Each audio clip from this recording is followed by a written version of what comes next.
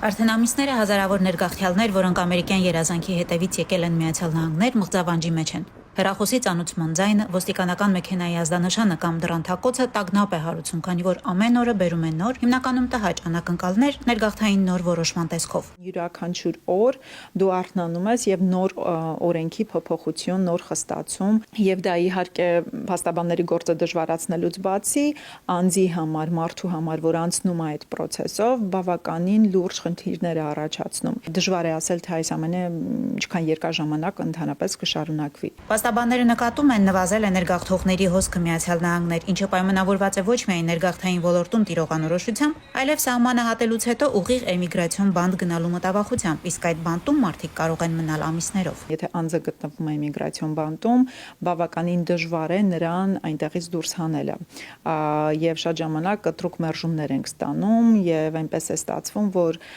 մարդը կարող է 6, 7, 8 ամիս անցկացնի էմիգրացիոն բանտում, այսինքն սպասի մինչև որ իր վերջնական դատի ավարտը եւ նոր ոնց որ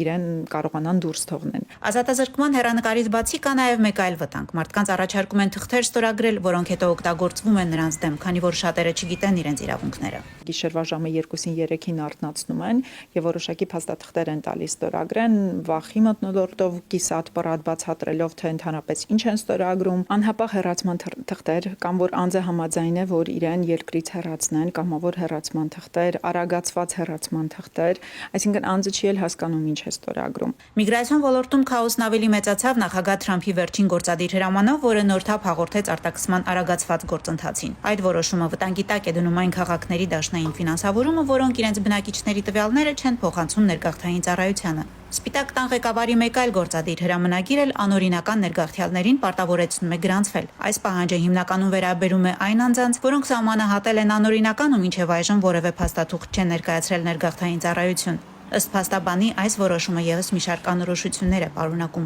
Դա էլ պարզ չէ մարդկանց համար, լավ, ես ներգաղթյալ եմ, վերջերս եմ եկել, պետք է գրանցվեմ, պետք չէ գրանցվեմ, եւ արդյոք չգրանցվելու դեպքում ինչ հետևանքներ կարող են ունենալ հետագա իրենց էմիգրացիոն process-ում։ Ներգաղթային քաղաքականության խստացման ֆոնին քիչ չեն նաեւ արտառոց երբեմն ծիծաղելի դեպքերը։ Օրինակ, երբ ներգաղթային փաստաբանն ինքը ստանում է երկիրը ինքնակամ անհապաղ լքելու մասին հորդոր էլեկտրոնային նամակի տեսքով։ Փաստաբան Մայլյանն արդեն 4 անգամ նման նամակ է ստացել։ Օրինական կացության իրավունք ունեցող, սակայն դեռևս քաղաքացիություն չստացած ներգաղթյալները նույնպես իրենց ապահով չեն զգում այն պահից, երբ Միացյալ Նահանգների հարկային մարմինները համաձայնեցին հարկատուների մասին տեղեկությունները հասանելի դարձնել կառավարությանը։ Տարիներ շարունակ էմիգրանտներին ասվել է, որ վճարեք ձեր հարկերը, դա շատ լավ է լինելու, դա շատ դրական